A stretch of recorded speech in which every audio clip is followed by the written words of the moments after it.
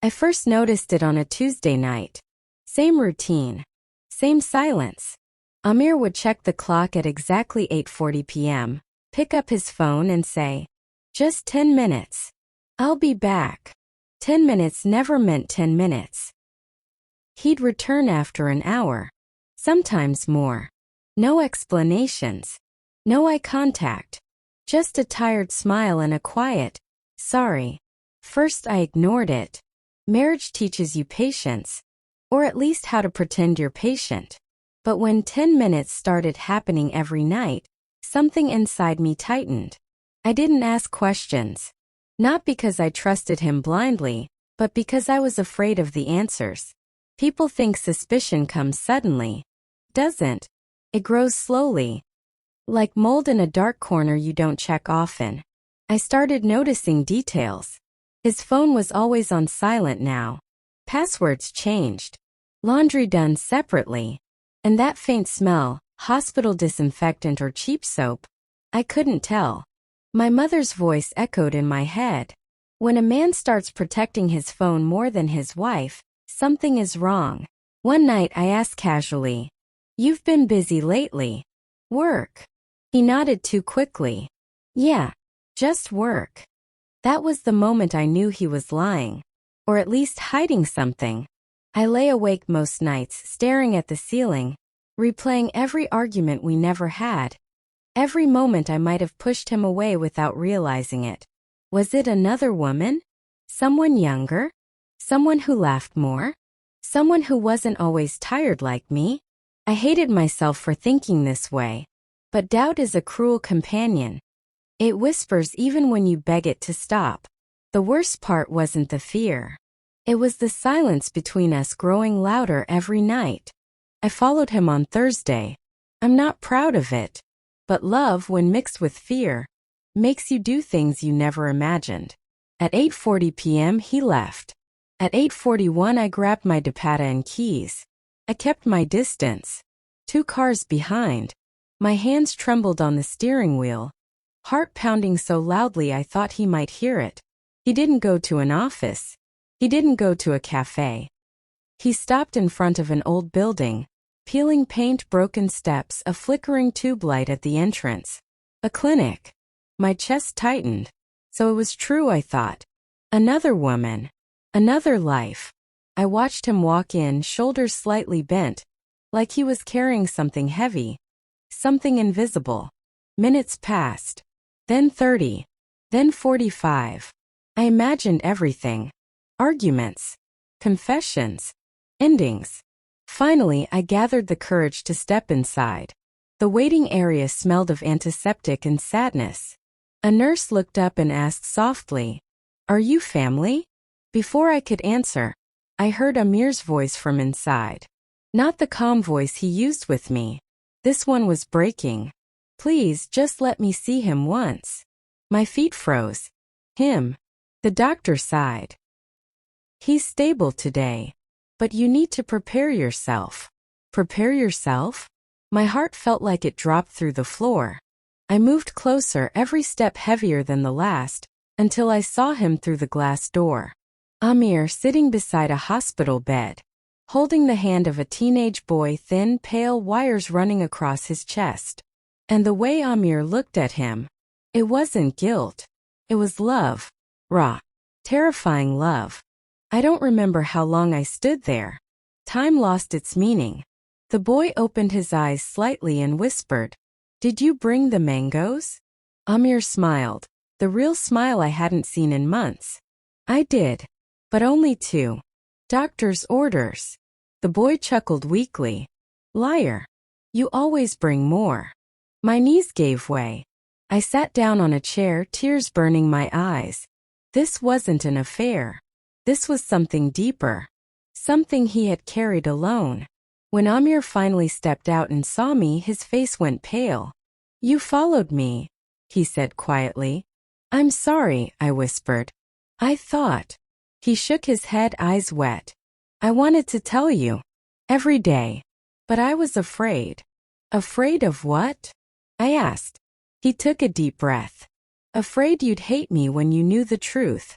The boy was his son. from before our marriage.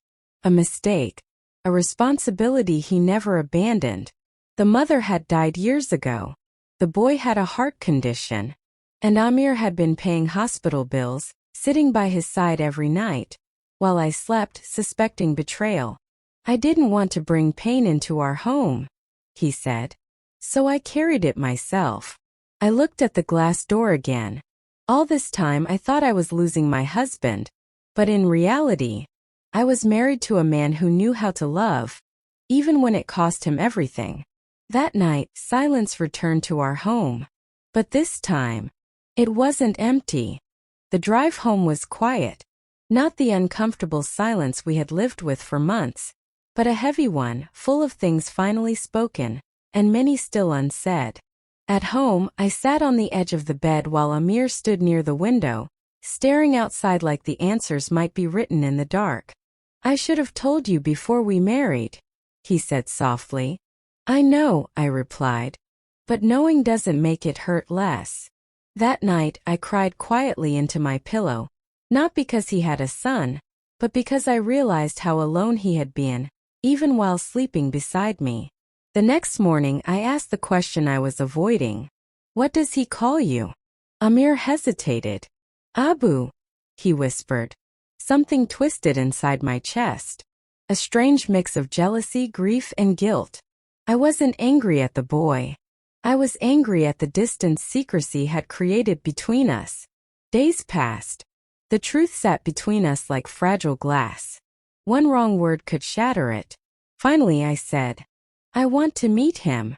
Amir looked at me, eyes full of fear. You don't have to. I do, I said. If this is part of your life, then it's part of mine too. At the hospital, the boy looked at me curiously. So you're Amir uncle's wife? I smiled though my heart raced. Yes.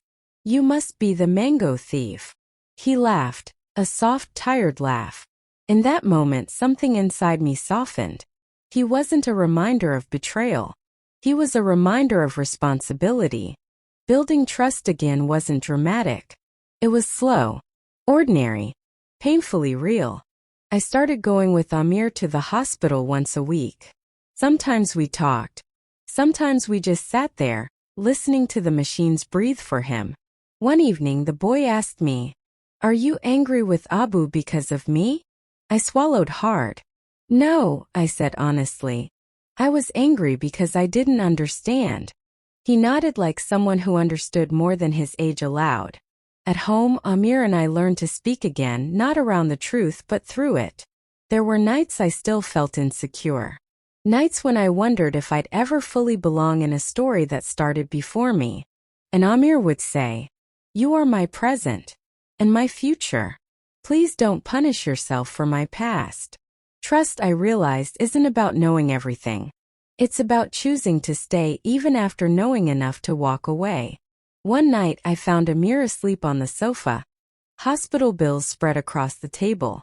I quietly gathered. The surgery was scheduled for a Monday. We waited together, Amir, the boy, and me, like an incomplete family trying to become whole.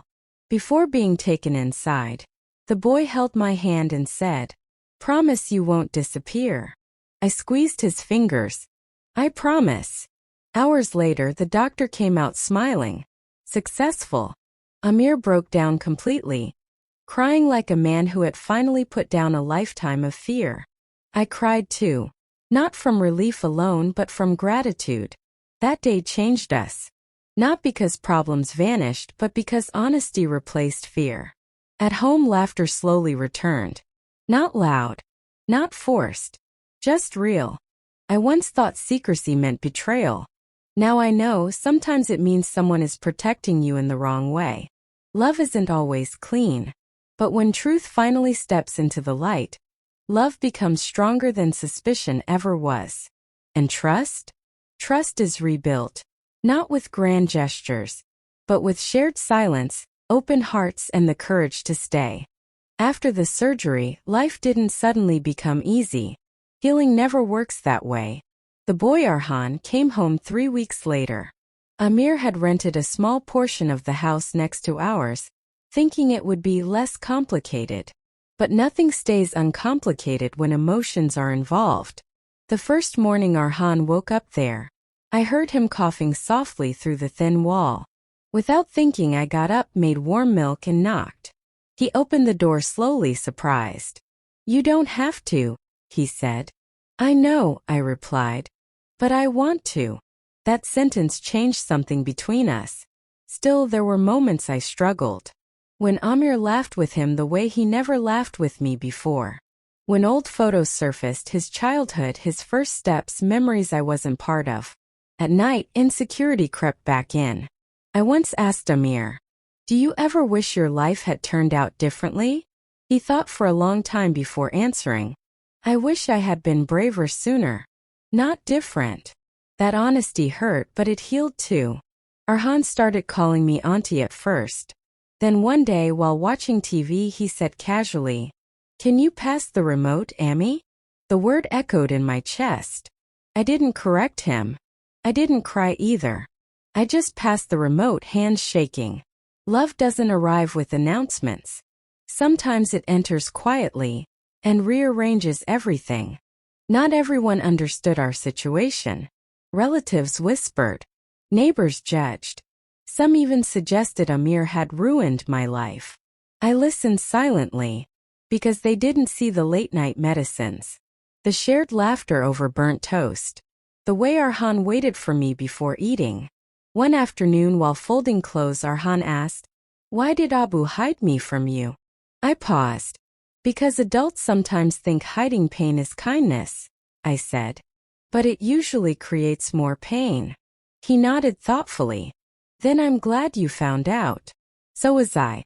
One evening, Amir handed me a small box. Inside was a simple ring.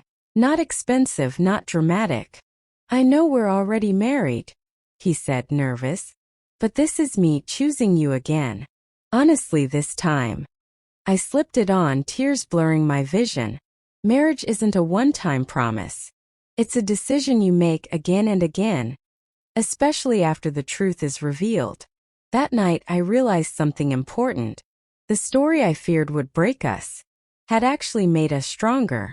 Years later, people ask me how I forgave him. I tell them this was never about forgiveness. It was about understanding. Amir didn't betray me with another woman. He betrayed himself by believing he had to carry everything alone. Arhan is healthy now. Taller. Louder.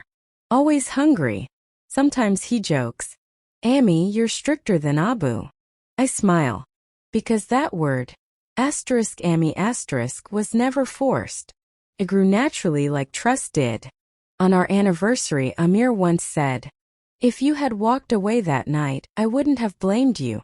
I looked at him and replied, "If you had trusted me earlier, we would have suffered less.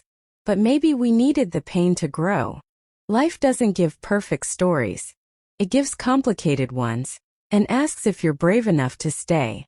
I learned that love isn't proven by secrets kept. It's proven by truths shared, even when they scare you. And sometimes the thing you fear will end your marriage becomes the reason it finally begins.